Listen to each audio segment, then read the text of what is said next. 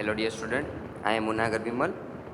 In Mathematics of Standard 10th, we are going to learn chapter number 1, real numbers, and it is part number 2. In this part, we are going to discuss question number 3. In previous part, that is part number 1, we have discussed question number 1 and 3, that how can we find HCF and LCF of any given positive numbers. In this lecture, we are going to solve some different type of questions that is very important in examination. So let we go for it.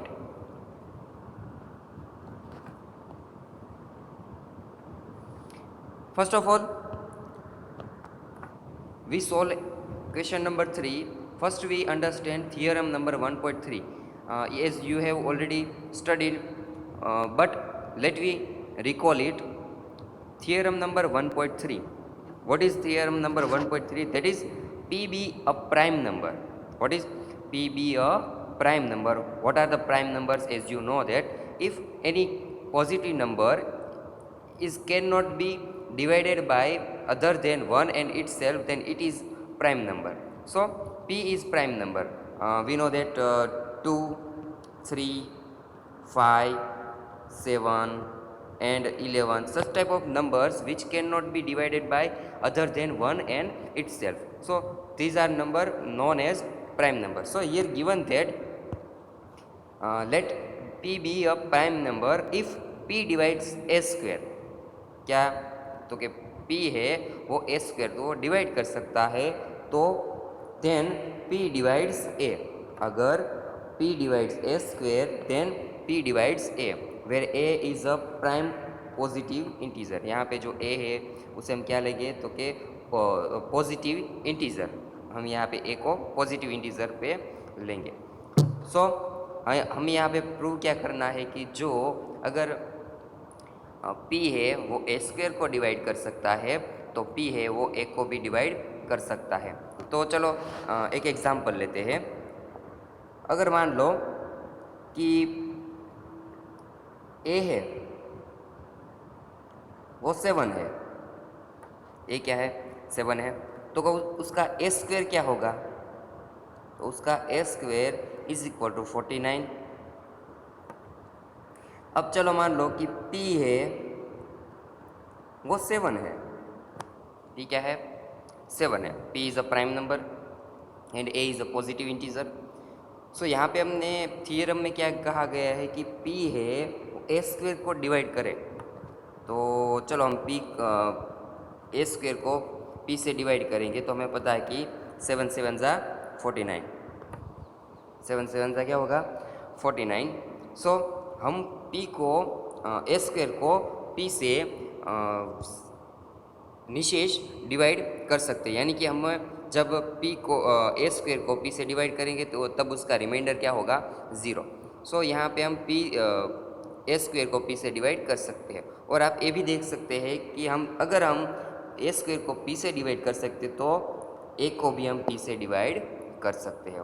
7 1 ज़ा 7.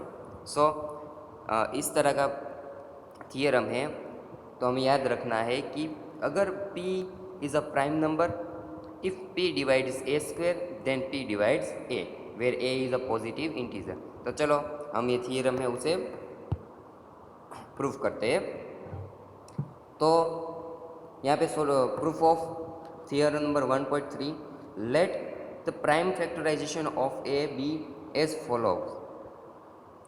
A is a composite number or any positive integer, so we can factorize it and we can write it in a product as a product of prime factors. So here given that A is equal to P1 into P2 into P3 up to Pn. हमने यहाँ पे जो P1 P2 है वो A के factors लिए हैं और यहाँ पे हम उसे एज अ प्रोडक्ट लिख सकते हैं. तो A is equal to P1 P2 up to Pn. अगर हम बात करें तो कोई 12 है, उसके फैक्टर्स क्या क्या हो गए 2 2 एंड 3. तो हम इसे कैसे लिख सकते हैं, तो हम इसे प्रोडक्ट ऑफ प्राइम फैक्टर्स के हिसाब से लग सकते हैं. 2 इंटू 2 इंटू 3. यहाँ पे जो 2 है वो क्या होगा P1, यहाँ पे दूसरा P2 यहाँ पे P3। तो ऐसे हम ऐसे ही ए को हम कैसे उसके जब हम प्राइम फैक्टर्स लेंगे तो उसे कैसे लिख सकते हैं, तो P1 into P2 into up to Pn। तो ये इस तरह से हम ए के है और फैक्टराइजेशन करके हम उसे इस तरह से लिख सकते हैं, where P1 P2 up to Pn are primes. यहाँ पे मैं जो 12 के फैक्टराइजेशन किए तो उसमें 2 2 एंड 3 है वो क्या है, prime factor and not necessary distinct, वो एक जैसे हो सकते हैं, एक जैसे एक से ज़्यादा हो सकते हैं। तो पहले हमने प्रूफ में क्या लिखा कि हमने पहले जो प्राइम फैक्टराइजेशन है ए का वो हमने लिखा। नाउ देयरफॉर हमें यहाँ पे पता है कि हमें जो थियरम में है उसका स्टेटमेंट है उसमें लिखा है कि P डिवाइड्स ए स्क्वेयर। तो यहाँ पे हमें ए का जो है वो स्क्वेयर करना पड़ेगा। तो ए स्क्वेयर इज इक्वल टू क्या होगा, तो उसका जो प्राइम फैक्टराइजेशन का प्रोडक्ट है उसे हमें 2 बार लिखना पड़ेगा in the multiplication form. So P1 into P2 into Pn into P1 into P2 up to Pn। तो जब हम इन दोनों का प्रोडक्ट लेंगे तो हमें पता है कि P1 इंटू P1 क्या होगा, तो कि P1 square, P2 into P2 that is P2 square and up to Pn into Pn that is Pn square. तो हम ए स्क्वेयर को कैसे लिख सकते हैं, A square is equal to P1 square, P2 square, P3 square into up to Pn square. We can take product of this all these prime numbers. So now we are given that P divides A square। यहाँ पे कहा क्या गया है कि P divides A square। Therefore from the fundamental theorem of arithmetic आपने पढ़ाई है, तो it follows that P is one of the prime factor of A square। हमें पता है कि जो P है वो A square को कब डिवाइड कर सकता है कि P होगा वो जो इसके जो प्राइम फैक्टर्स है P1 P2 up to Pn, उनमें से ही P1 जो P है एक उसका प्राइम फैक्टर होगा, तो ही P है वो ए स्क्वेयर को डिवाइड कर सकता है। हमें पता है कि हमने आगे ए स्क्वेयर को है डिवाइड किया था, हमें पता है ए स्क्वेयर क्या होगा 7 इंटू 7। ए स्क्वेयर क्या है 7 इंटू 7। हमें पता है कि जो ये प्राइम फैक्टर है उसके ए स्क्वेयर का प्राइम फैक्टर क्या होगा 7 इंटू 7, और हमने P क्या लिया था, तो के P इज इक्वल टू 7। हमें पता है कि ये जो P है is one of the prime factor of A square. P है वो उन जो ए स्क्वेयर के प्राइम फैक्टर है उनमें से एक होगा, तो ही हम उसे डिवाइड कर सकते हैं। यहाँ पे देख सकते हैं कि 7 जो है P इज इक्वल टू 7 है वो ए स्क्वेयर का एक प्राइम फैक्टर है, तो ही हम ए स्क्वेयर को डिवाइड कर सकते हैं। तो यहाँ पे हमें दिया गया है कि P डिवाइड्स ए स्क्वेयर, और जो फंडामेंटल थियरम ऑफ एरिथमेटिक है वो क्या कहता है कि it follows that P is one of the prime factor of A, तो ही P है वो ए स्क्वेयर को डिवाइड कर सकता है। तो by uniqueness of fundamental theorem of arithmetic we realize that the only prime factors of A square are P1 P2 up to Pn। हम ऐसे भी लिख सकते हैं ए स्क्वेयर के प्राइम फैक्टर्स, तो प्राइम फैक्टर्स क्या हो गए, तो P1 P2 up to Pn हो गए। So P is one of the P1 P2 up to Pn। तो हमने आगे देखा कि फंडामेंटल थियरम क्या कहता है कि अगर P है वो ए स्क्वेयर को डिवाइड करता है, तो P क्या होगा, तो जो उसके प्राइम फैक्टर्स है P1 P2 up to Pn उनमें से ही एक होगा। तो P is one of the P1 P2 up to Pn। Now since A क्या है, तो A is equal to P1 into P2 up to Pn, और हमें पता है कि इनमें से कोई एक P होगा, तो अगर इनमें से कोई एक P होगा तो वो A को डिवाइड कर सकता है। तो इसी तरह से देन P डिवाइड्स A। तो यहाँ पे जो थियरम है वो प्रूव हो गया।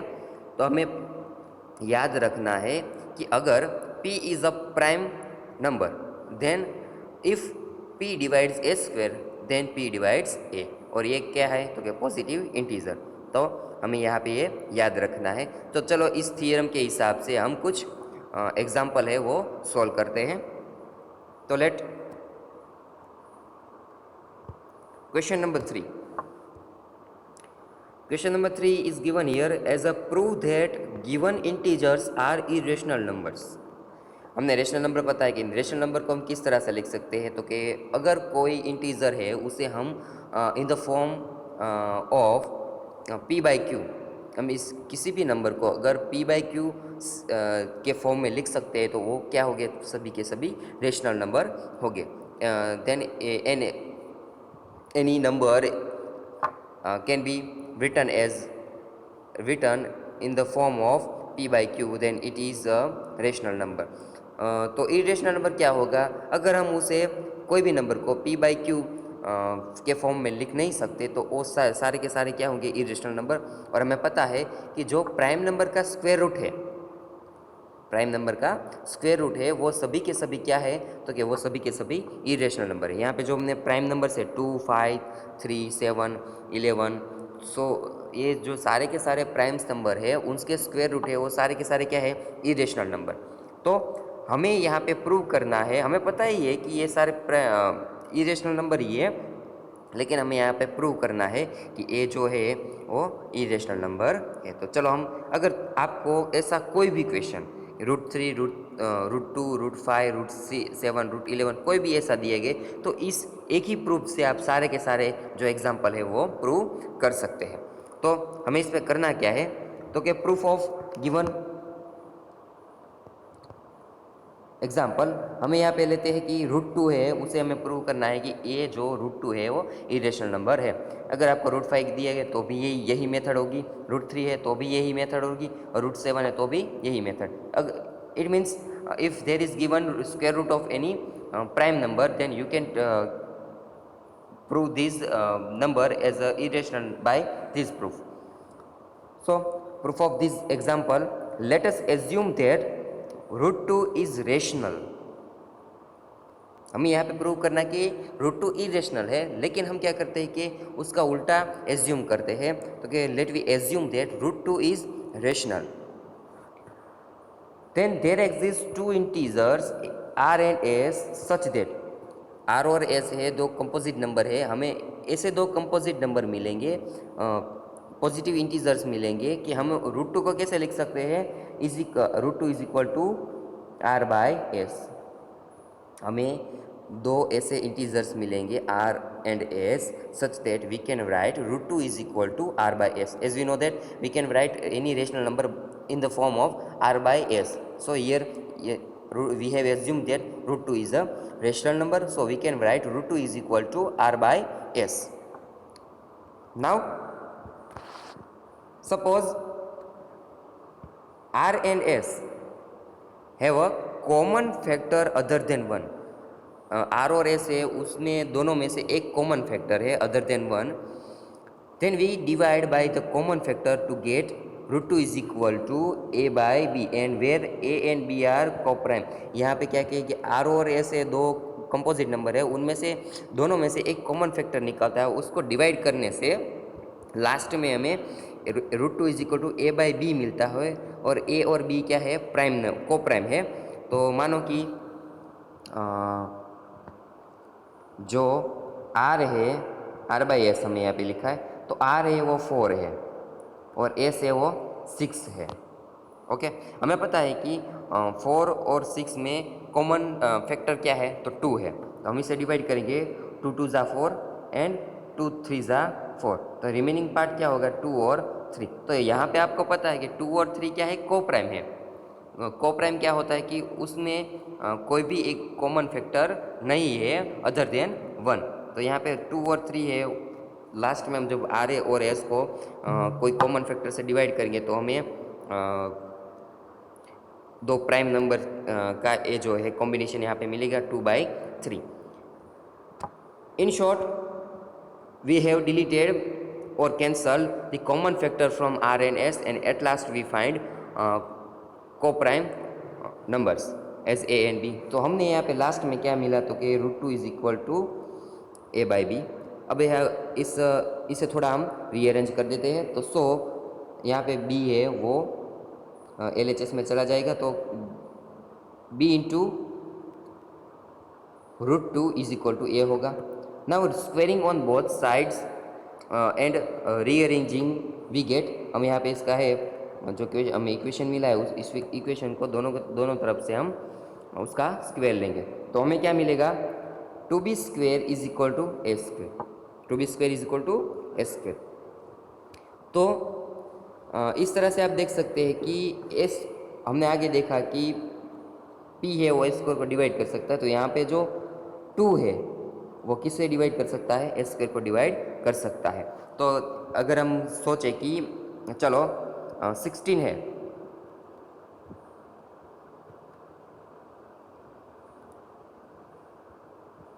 अगर उसे हम ऐसे लिखें कि उसे हम 2 से डिवाइड करें तो हमें क्या मिलेगा, 8। क्या मिलेगा, 8। तो देखो यहाँ पे जो फॉर्म है वो कुछ इस तरह से दिख रहा है। तो जो 2 होगा वो किसे डिवाइड करेगा, 16 को डिवाइड किया है। तो यहाँ पे हमें क्या मिलता है, therefore 2 divides a square and by theorem number 1.3 में हमने कहा पढ़ा है कि अगर 2 है वो ए स्क्वायर को डिवाइड कर सकता है, 2 है वो ए स्क्वायर को डिवाइड कर सकता है, तो वो 2 है वो 6 को ए को भी डिवाइड कर सकता है। तो हमें पता है कि 16 है वो ए स्क्वायर है और 2 है, तो हम उसे जब 16 को ए स्क्वायर से डिवाइड करेंगे तो हमें 8 16 को है हम उसे हमें 2 से डिवाइड करेंगे तो हमें क्या मिलेगा, 8। तो जो 2 है उसे हम उससे भी हम 8 को भी हम 2 से डिवाइड कर सकते हैं। So we can write a is equal to 2c। हमें यहाँ पे क्या मिला कि 2 डिवाइड्स ए, तो हम उसे किस तरह से लिख सकते हैं, ए इज इक्वल टू 2c।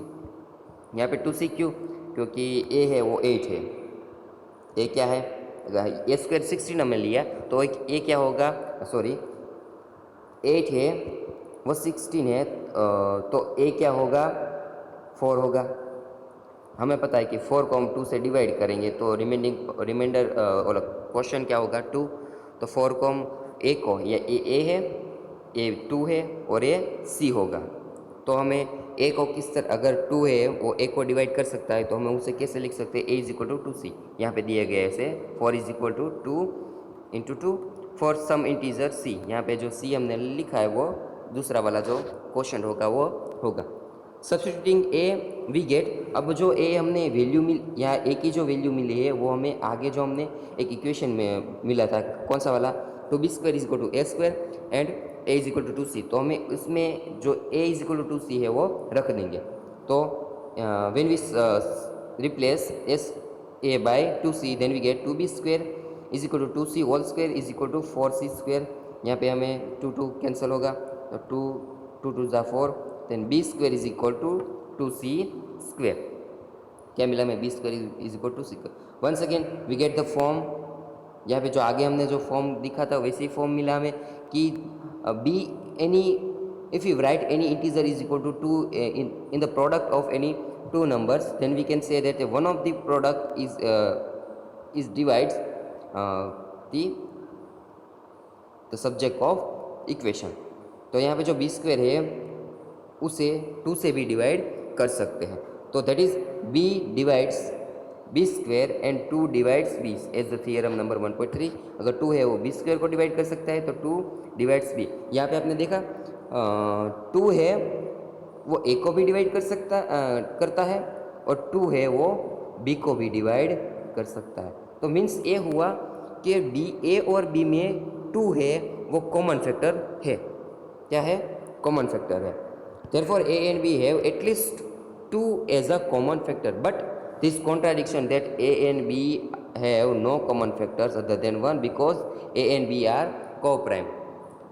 हमें पता है कि ए और बी है वो क्या है, को प्राइम है। तो ए और बी का कोई भी कॉमन फैक्टर हमें मिल सकता नहीं, लेकिन हमने जो प्रूफ दी उसमें तो 2 क्या हुआ, तो कि एटलीस्ट 1 कॉमन फैक्टर। तो हमारा जो एजम्पशन है वो क्या होगा, इनकरेक्ट होगा। तो this contradiction arises because of our incorrect assumption that √2 is rational. हमने एज्यूम किया था ना कि √2 रेशनल है और उस हिसाब से हमने √2 को r/s और लास्ट में a/b मिला था, तो हमने उसे रेशनल नंबर में लिखा, लेकिन जो हमारा एजम्पशन है वो गलत है। तो यहाँ पे √2 है वो क्या होगा, रेशनल नंबर नहीं होगा।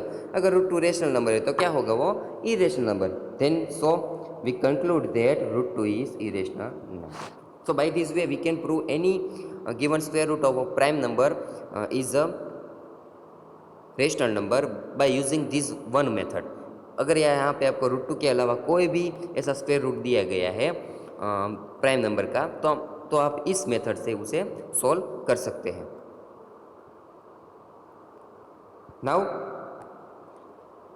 Example number 6, 3 plus root 5। हमें यहाँ पे प्रूव करना है कि ये जो है रेशनल इरेशनल नंबर है। हमें पता है कि अगर हम किसी भी एक रेशनल और एक इरेशनल नंबर है, उन दोनों का प्रोडक्ट सम ले या उसका कोई भी जो है वो एल्जेब्रिक ऑपरेशन है, हम कोई भी लेंगे तो वो क्या होगा, इरेशनल। एक रेशनल और एक इरेशनल होगा तो हम उसका सम लेंगे तो वो क्या होगा, इरेशनल नंबर। सो यहाँ पे 3 प्लस रूट 5 है, वो क्या है, irrational number, because 3 is rational and root 5 is irrational. So यहाँ पे प्रूव करना है कि ये जो प्रोडक्ट दी गई है वो क्या होगी, irrational number. So solution of given example, let us assume that contrary that 3 plus root 5 is rational। हमें पता है ना, अगर हमें इसे इरेशनल प्रूव करना है तो हमें इसे पहले एज्यूम क्या करना पड़ेगा कि ये रेशनल है। अगर ये रेशनल है तो हमें इसे किस तरह से लिख सकते हैं, any for any two coprime number a and b, that is 3 plus root 5 is equal to a by b. So that we can find coprime a and b does not equal to 0। we always remember that b never be is equal to 0, such that we can write 3 plus root 5 is equal to a by b। and now arranging this equation, we put subject as a root 5, then 3 moves on RHS, then we get root 5 is equal to a by b minus 3। तो now rearranging this equation we get root 5। यहाँ पे हमें जो है 3 का और a का जो डिनोमिनेटर है वो हमें एक जैसा करना है, क्योंकि अगर जो किसी का भी डिनोमिनेटर एक जैसा होगा तो हमें उन सब का एक ही डिनोमिनेटर रख सकते हैं। तो यहाँ पे डिनोमिनेटर एक जैसा करने के लिए हमें क्या करना है, 3 को हम b से मल्टीप्लाई करेंगे और 3 को हम d से डिवाइड करेंगे। तो हमें क्या मिलेगा, यहाँ देख सकते हैं आप कि root 5 is equal to a minus 3b, and इस दोनों का जो डिनोमिनेटर है क्या है, सेम है, तो उसे एक ही डिनोमिनेटर हम दे सकते हैं। तो root 5 is equal to a minus 3b by b। Now since a and b are integers, we get a minus 3b is rational. हमें पता है ए बी है वो इंटीजर्स है और वो रेशनल नंबर है, तो उसके द्वारा जो हमें प्रोडक्ट मिलेगा वो भी क्या होगा, तो कि वो भी एक रेशनल नंबर होगा। तो जो a minus 3b by B है वो a और b का एक प्रोडक्ट है, तो हमें वो भी रेशनल नंबर होगा। और हमें पता है कि a minus 3b by b is equal to root 5, वो क्या है, इज इक्वल टू रूट 5। तो जो a minus 3b by B वो रेशनल है, तो रूट 5 भी क्या होगा, rational. But this contradicts fact that root 5 is irrational.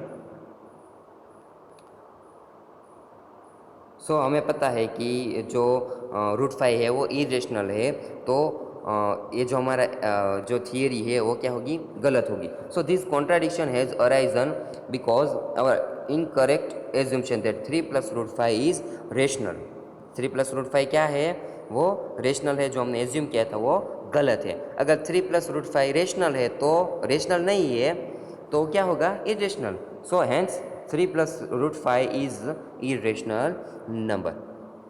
So you can also use this method for any given product. यहाँ पे आपको कोई भी प्रोडक्ट दी गई हो, in the sum, in the subtraction, in multiplication और इन डिवीज़न फॉर्म, यहाँ पे आप कैसा भी अगर फॉर्म दिया गया है तो आप इसी एक मेथड से हम उसे प्रूव कर सकते हैं। तो चलो एक और एग्जांपल हम लेते हैं कि यहाँ पे दिया गया है 5 माइनस रूट 3। हमें इसे प्रूव करना है कि ये इरेशनल नंबर है। तो क्या करेंगे, पहले हम we assume that 5 minus root 3 is rational. अगर ये रेशनल है तो वहाँ पे दो इंटीजर एग्जिस्ट करेंगे, then there exist two integer a and b, and b does not equal to 0, such that we can write b minus 5 minus root 3 is equal to a by b, and a b क्या है, को prime. तो हमें को prime हो गए तो उसके कोई भी कॉमन फैक्टर हमें मिलेंगे नहीं। तो वंस अगेन 5 माइनस हम इसे थोड़ा अरेंज कर दे हैं, क्योंकि हमें जो इरेशनल है उसे हम सब्जेक्ट बना सकते हैं। तो 5 minus a b is equal to √3। Once again we write rearranging this equation we get √3 is equal to 5 minus a b. और यहाँ पे मैंने आगे कहा था कि हमें 5 का है वो भी डिनोमिनेटर सेम करने के लिए उसे b से मल्टीप्लाई करना पड़ेगा और b से उसे डिवाइड करना पड़ेगा। तो हमें क्या मिलेगा 5b minus A by B. So since a and b are integers, a and b क्या होगा, इंटीजर होगा। तो 5 minus B 5b minus A by A है वो भी क्या होगा, रेशनल। अगर जो a और b है वो रेशनल नंबर से, इंटीजर्स है, तो a उसका जो प्रोडक्ट मिलेगा 5b minus A by B वो भी क्या होगा, rational, and is equal to √3। So √3 is also rational number, but this contradicts that the fact √3 is irrational. हमें पता है कि √3 क्या है, इरेशनल, हमने आगे प्रूव किया है। तो √3 क्या है, irrational number. So we conclude that 5 minus √3 is irrational number. अगर जो 5 माइनस √3 है वो रेशनल नहीं है तो क्या होगा, वो इरेशनल नंबर। तो इस हिसाब से हम किसी भी तरह का जो इस तरह का प्रोडक्ट दिया गया होगा तो हम इस मेथड से, तो इस लेक्चर में हमें दो ही मेथड याद रखनी है। अगर कोई भी नंबर, अगर square root of any prime number दिया गया है तो वो हमने जो क्वेश्चन नंबर जो एग्जांपल 1 है उस हिसाब से कर सकते हैं। अगर हमें उनका कोई प्रोडक्ट दिया गया है, एक रेशनल और एक इरेशनल का प्रोडक्ट दिया गया होगा, तो हमें इस दूसरी वाली जो मेथड है उसे हम प्रूव कर सकते हैं। तो इस लेक्चर के हिसाब से हमें दो मेथड याद रखनी है और उस दो मेथड से हम कोई भी एग्जाम्पल है वो कर सकते हैं। So in homework exercise number 1.3, exercise number 1.3 वहाँ पे आपको इस तरह के कुछ एग्जाम्पल दिए गए हैं, तो इससे आप सॉल्व कीजिए। अगर आपको कोई भी डाउट है तो आप मुझे कॉल कर सकते हैं।